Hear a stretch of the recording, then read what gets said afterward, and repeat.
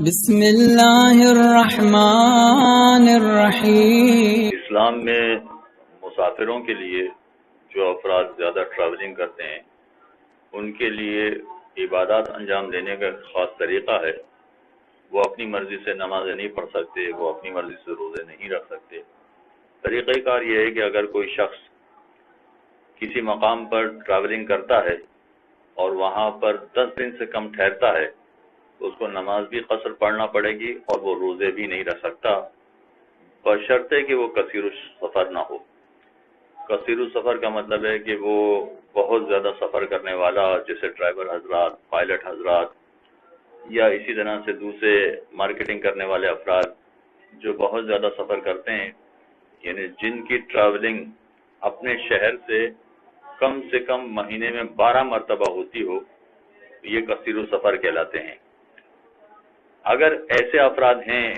تو ان کو نماز بھی پوری پڑھنا پڑے گی اور روزہ بھی رکھنا پڑے گا، اس لیے کہ یہ کثیر السفر ہے۔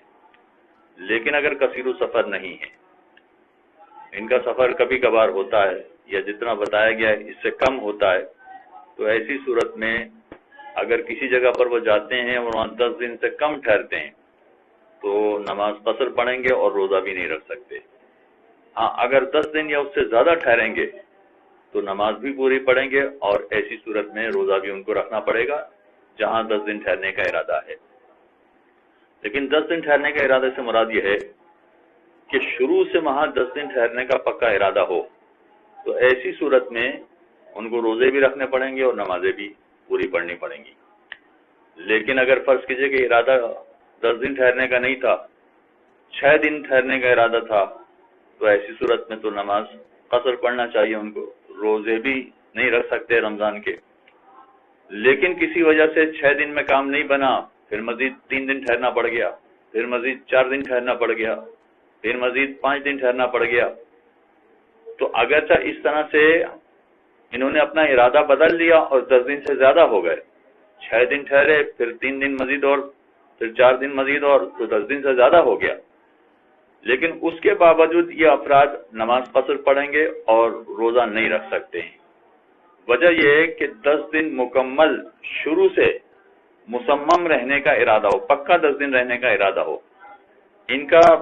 پکا 10 دن رہنے کا ارادہ نہیں تھا، بلکہ 6 دن رہنے کا ارادہ تھا، پھر 3 دن رہنے کا ارادہ بنا،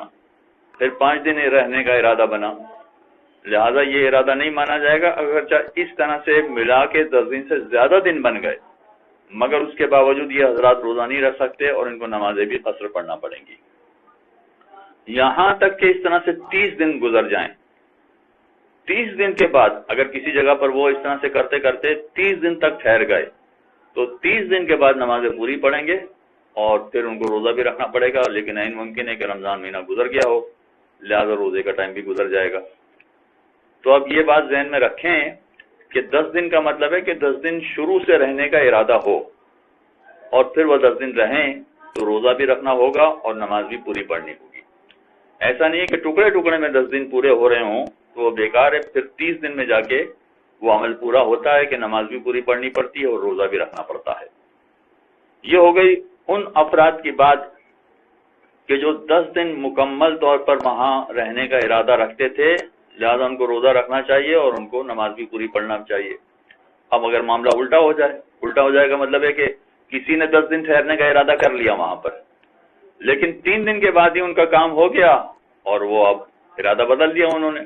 10 دن نہیں ٹھہرنا ان کو، اب مزید 2 دن ٹھہرنا ہے، 2 دن کے بعد وہاں سے چلا جانا ہے، تو 10 دن ٹھہرنے کا ارادہ کیا تھا، لہذا نمازیں پوری پڑھنا شروع کر دی اور روزہ بھی رکھنا شروع کر دیا، مگر اب 10 دن نہیں ٹھہرنا، اب مزید 2 دن ٹھہرنا، 2 دن کے بعد چلا جانا ہے، تو اب مزید 2 دن روزہ رکھیں گے کہ نہیں رکھیں گے؟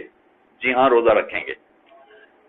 اس کا اصول یہ ہے کہ اگر کسی مقام پر انسان 10 دن ٹھہرنے کا ارادہ رکھے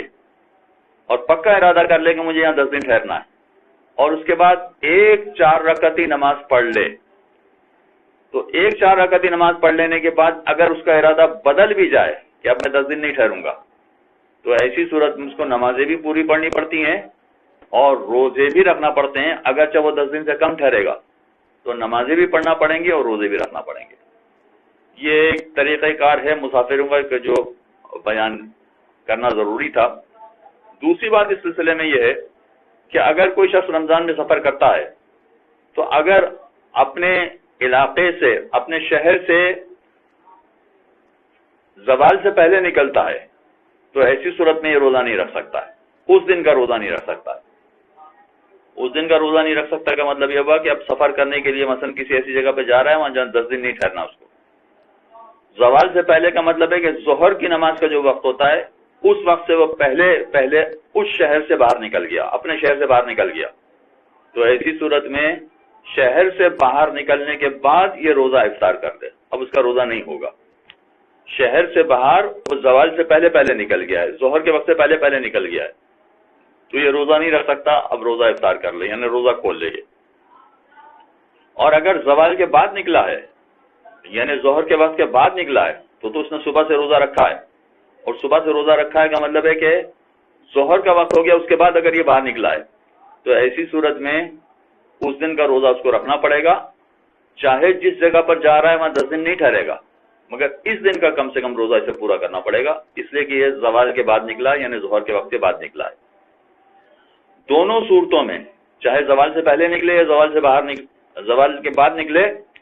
اس کی ذمہ داری یہ ہے کہ جب تک یہ شہر سے باہر نہیں نکلتا اس وقت تک کوئی کھانے پینے یا روزہ توڑنے والا کام نہیں کر سکتا ہے۔ ایک مرتبہ شہر سے باہر نکل جائے تو زوال سے پہلے پھر اگر نکلا ہے تو وہ کھانے پینے اور روزہ توڑنے والا کام کر سکتا ہے، اور زوال کے بعد اگر نکلے گا تو پھر اس کا روزہ ہی ہوگا، لہٰذا وہ کھانا پینا نہیں کر سکتا ہے۔ یہ ہو گئی اگر اپنے شہر سے باہر جا رہے ہیں تو کیا مسافر روزہ رکھے یا نہ رکھے؟ زوال سے پہلے اگر باہر نکل گیا تو نہ رکھے، زوال کے بعد اگر نکلا ہے تو روزہ رکھے۔ اور اگر اپنے شہر میں واپس آ رہا ہے تو ایسی صورت میں بھی اگر وہ زوال کے بعد واپس آیا ہے اپنے شہر میں، یعنی اپنے شہر کے حدود میں پہنچ گیا ہے، اگر زوال کے بعد پہنچا ہے تو ایسی صورت میں یہ روزہ نہیں رکھ سکتا، اگرچہ صبح سے اس نے کوئی چیز کھائی پی نہیں ہے یا کوئی ایسا عمل نہیں کیا کہ جس سے روزہ ٹوٹ جائے، مگر زوال کے بعد اگر اپنے شہر میں پہنچا ہے تو یہ روزہ نہیں رکھ سکتا ہے۔ لیکن اگر زوال سے پہلے اپنے شہر میں واپس پہنچا ہے تو ایسی صورت میں شہر میں پہنچنے کے بعد اگر اس نے کوئی ایسا کام نہیں کیا کہ روزے کو توڑ دیتا ہو تو روزے کی نیت کر لے اور اس دن کا وہ روزہ رکھ سکتا ہے۔ صلی اللہ علیہ محمد اللہم صل علی محمد و آل محمد۔